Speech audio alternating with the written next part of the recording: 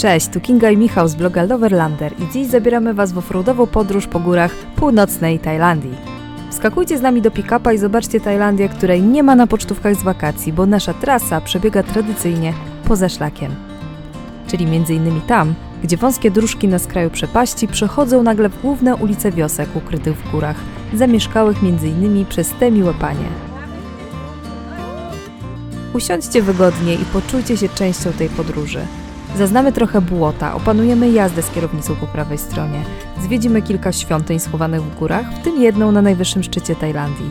A w tej sprzed 700 lat wypowiemy życzenie, uderzając w gong. Pokonamy rzeki z cudownie zimną wodą, a w tej z gorącą coś sobie ugotujemy. Zwiedzimy też Grand Canyon. No dobra, może nie Grand, ale Canyon. Jeśli to Was nie przekonało, to zostańcie z nami choćby dla tych piesków. A tak zupełnie poważnie, zobaczcie ujęcia z drogi, które zachwyciły nas tak bardzo, że po prostu musieliśmy się z Wami nimi podzielić.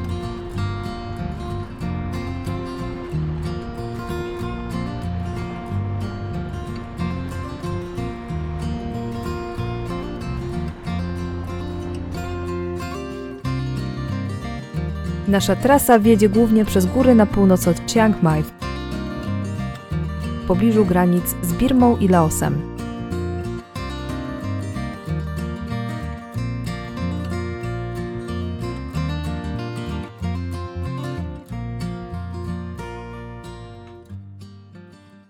Poznajcie Isuzu D-Max 3000 Turbo Diesel w manualu, z kierownicą po prawej stronie i długim tyłkiem, jak to w pick-upie. To w nim spędzimy 5 dni tej offroadowej wyprawy. Niby to tylko samochód, ale prowadzi się zupełnie inaczej niż te, którymi startowaliśmy w rajdach.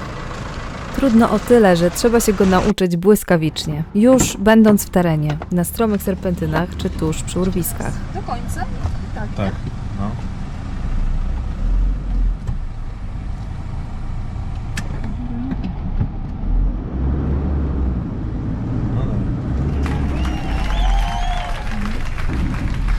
Dobra. Laktoza. Dobra. Musisz mi Odbij w prawo. Prawo, prawo, prawo. Prawo. Do prawej troszkę bardziej. Jak tam? Dobrze, spokojnie, spokojnie. Prawo. Jadę na hamulcu. Wiem, słyszę.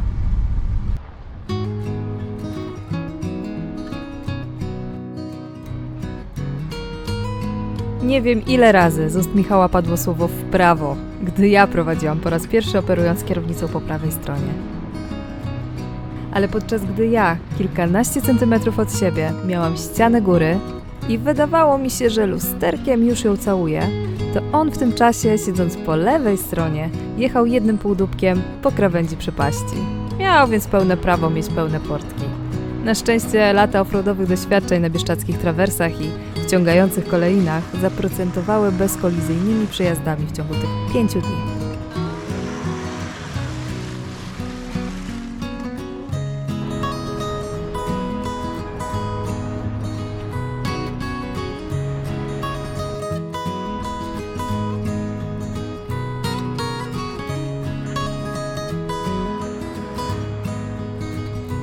Dobra, ale patrzcie na te widoki. Z pierwszego dnia pamiętamy niewiele, bo poziom skupienia na prowadzeniu i nawigowaniu był tak wysoki, że do wieczora trzęsły nam się kolana. Także teraz oglądamy to z Wami wszystko jakby po raz pierwszy.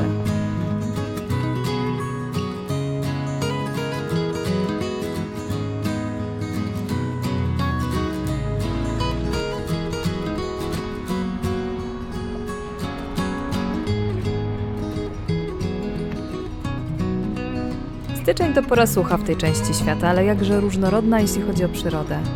U nas tuż po Nowym Roku zaczyna się okres chyba najbardziej depresyjnej aury i to zderzenie z pejzażami soczystej dżungli, na zmianę ze spalonymi słońcem, stepowymi krajobrazami, robi wiele dla zmęczonej szarością głowy.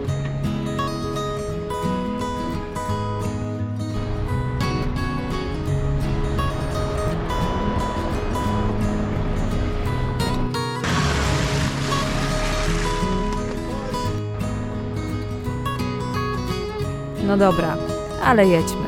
Zobaczcie to sami.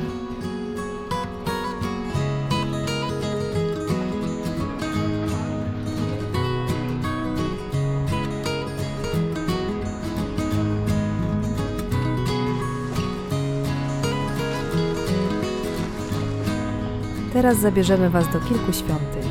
Te wizyty są miłymi przystankami na naszej trasie. Przypominają nam, gdzie tak naprawdę jesteśmy, bo przez całe dnie spędzone w aucie na górskich serpentynach łatwo jest się nieco zagubić. Mam wrażenie, że do tej świątyni jechaliśmy cały dzień przez góry i dżunglę. Rzeczywiście jest schowana w środku niczego i to dodatkowo czyni ją wyjątkową. Ma ponad 700 lat i stoi na wysokości 955 metrów. Jeśli jedno słowo mogłoby określić tę budowlę, to byłoby to arcydzieło. Przepiękne rzeźbienia detali oddają niesamowity kunszt kultury lannajskiej. Wiecie, że według azjatyckich wierzeń smok to istota przynosząca szczęście i sprzyjająca człowiekowi? Północ Tajlandii drastycznie różni się klimatem od rajskich wysp południa. Rano bywa nawet 10 stopni, a po południu już ponad 30. Warto o tym pamiętać, bo bluza czy długie spodnie nie przydadzą się Wam ani razu na wyspach, ale tu w górach będziecie je kochać nad życie. My nie byliśmy gotowi na zimne noce i przedpołudnia, dlatego w bluzie i spodniach, w których przylecieliśmy z Polski, spędziliśmy 5 dni. I jedną zimną noc w drewnianej chatce nad rzeką, gdzie kompletnie zmarzły nam tyłki. Liczyliśmy na dogrzanie ciepłym nawiewem, ale ten model auta miał tylko zimny. Pozostało więc rozgrzewać się dobrym nastrojem.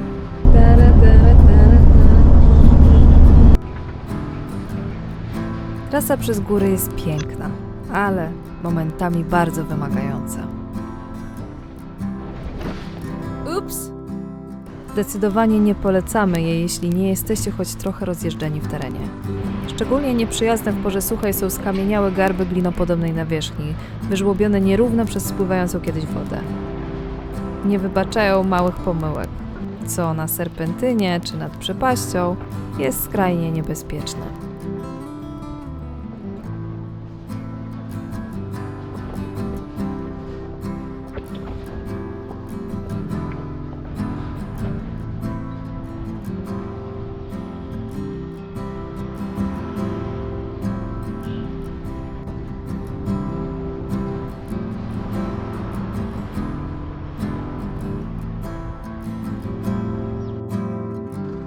Jedziemy tam, na najwyższy szczyt Tajlandii, Doi Intanon.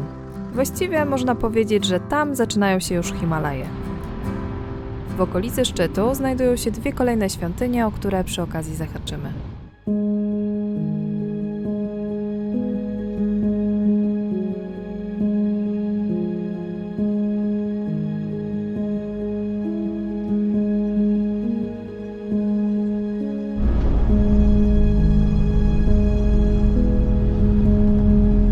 Pagody w pobliżu szczytu to dość popularna turystyczna atrakcja.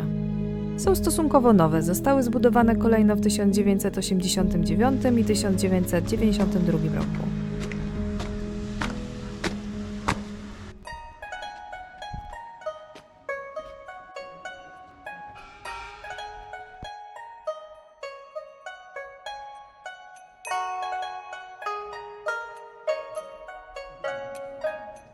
Architektonicznie pagody nie zachwycają tak jak te starsze świątynie, ale z ich ogrodów roztacza się zapierający dech w piersi widok na górę.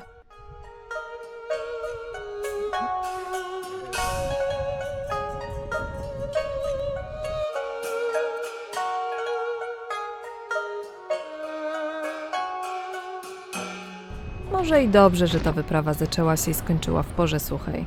Mimo że dżungla umożliwiła nam krótkie błotne zabawy, nie wyobrażam sobie zjazdów i podjazdów w tym terenie i z tym silnikiem, gdy to wszystko płynie i ściąga w kilkusetmetrowe przepaście.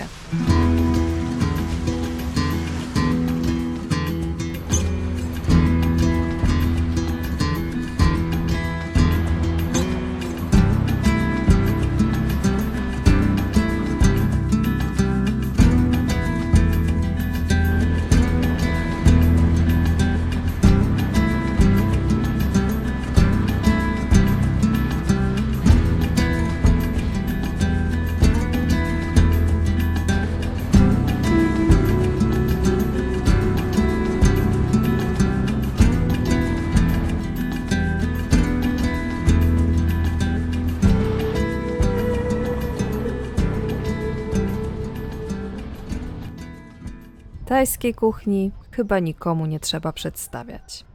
Ale możecie sobie wyobrazić, że poruszanie się lokalnymi drogami z dala od atrakcji turystycznych to kulinarne zwycięstwo. Nigdzie w Chiang Mai nie jedliśmy tak dobrego khao soi, jak gdzieś tu po drodze, w miejscu, gdzie stołują się wyłącznie Tajowie.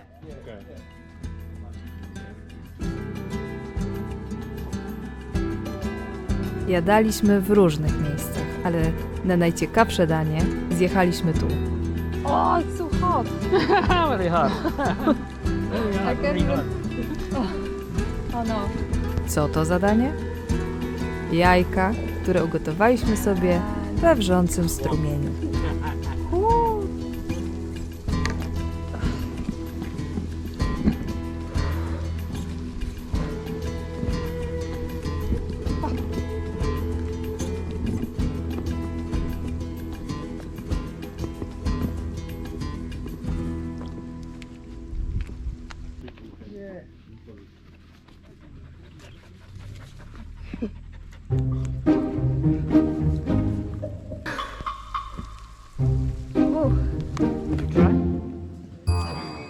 Yeah. Realize it. A owszem, z apetyt. O, jeszcze będzie się brał jajko z siarczanego strumienia z sosem rybnym. Tak właśnie. I'm the only one who's brave enough to eat it? Dave?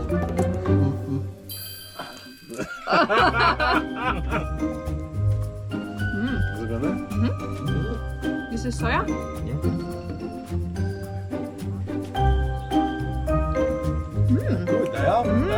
There's so good soya sauce. This is really the best egg in my whole life. No to dawaj.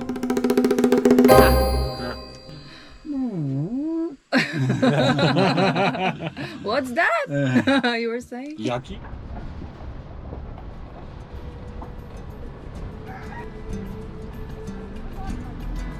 Góry północnej Tajlandii zamieszkuje wiele plemion. To dawni przybysze z Chin i Tybetu, którzy osiedlili się w górzystych rejonach między północną Tajlandią, Laosem i Birmą. Są wśród nich plemiona Lahu, Akha, Karen, Mien i Hmong. Nasza trasa wiedzie przez ich liczne wioski, gdzie trochę podglądamy sobie, jak żyją.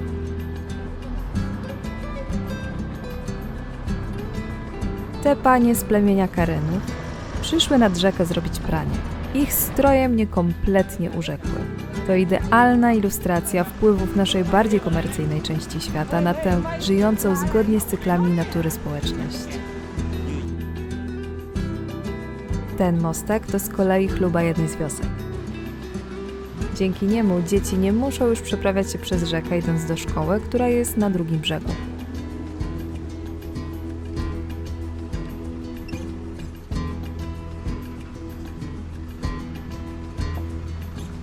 Wizyta w wioskach skłania do refleksji nad tym, co mamy i jak żyjemy, jak odmienne życia prowadzimy, jak łatwo przychodzi nam przywiązywanie się do mieć, podczas gdy ci mieszkańcy celebrują piękne być.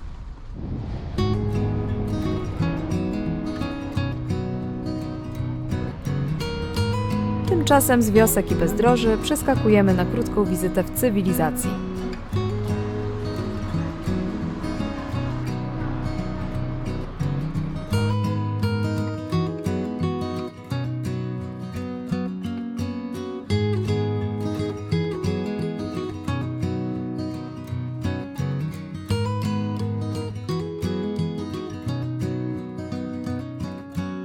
W Pai, niewielkim miasteczku w pobliżu granicy z Birmą, spędziliśmy tylko kawałek wieczoru i noc, ale zdążyliśmy zrozumieć, dlaczego zyskało ono miano Mekki backpackersów.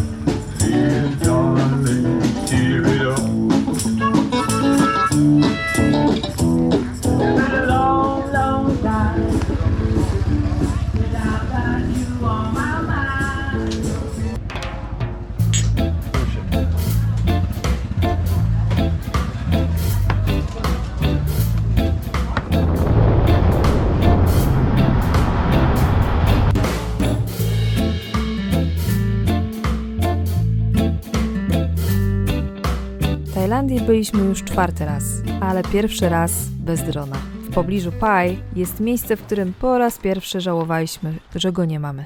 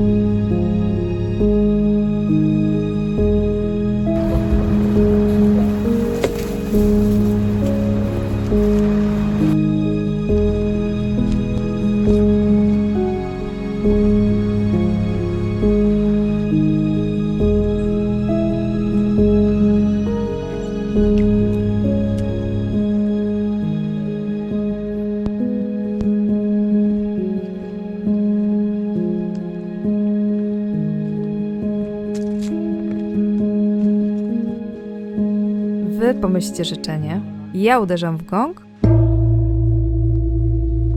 i czekamy na spełnienie. Tak samo.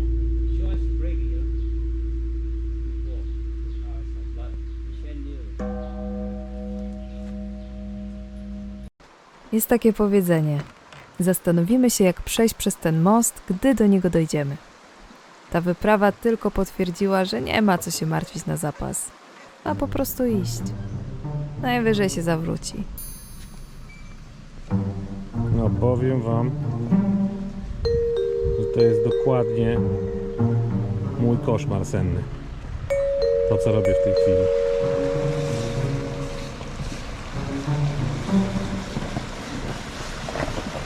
Dlatego nie gadałem.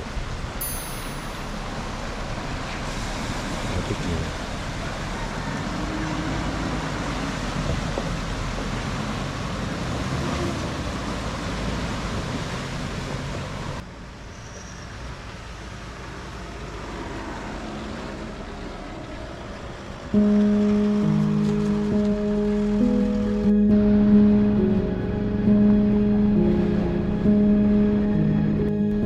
95% mieszkańców Tajlandii to buddyści, wyznawcy Theravady, odmiany buddyzmu tłumaczonej dosłownie jako doktryna starszych.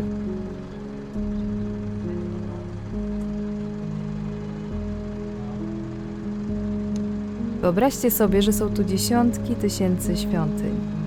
To, co mnie w nich urzeka, to nie tylko bogate zdobienia, a ich dostępność dla wszystkich. No i jeszcze fakt, że ofiarowywane przez wiernych datki w postaci m.in. pieniędzy czy jedzenia, składane też w przypominających przydrożne kapliczki domkach dla duchów, leżą nietknięte całymi dniami. O szczerości i życzliwości Tajów mamy wiele anegdot, łącznie z odzyskanym portfelem pełnym kart i banknotów. To głównie ich uśmiech, otwartość sprawiają, że nieustannie tu wracamy.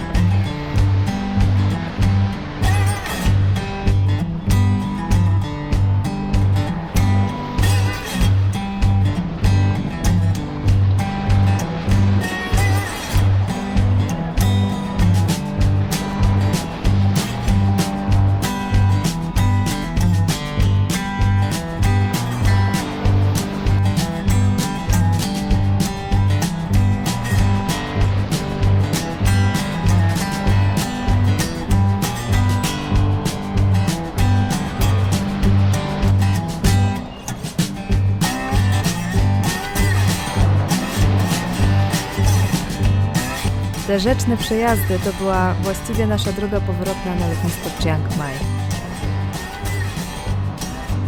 Musieliśmy zdążyć na samolot do Bangkoku, skąd mieliśmy już zaplanowaną dalszą podróż na południe.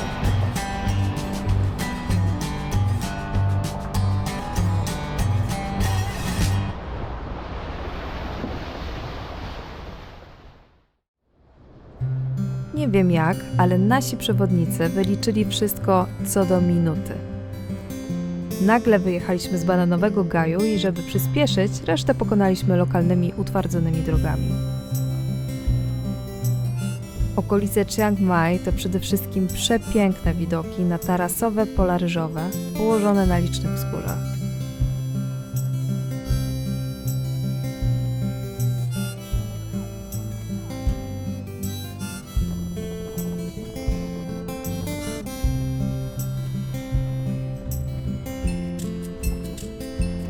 Thank you. There's nothing of yours here, is there? Only the phone. Not in the office.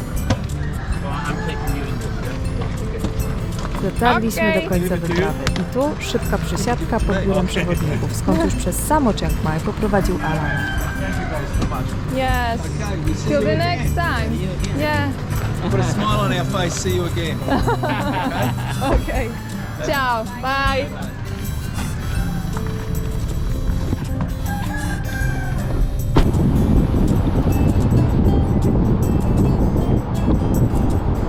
I wyrzucił nas pod samymi drzwiami hali odlotu. Oczywiście nie wypuścił nas bez porządnego pożegnania.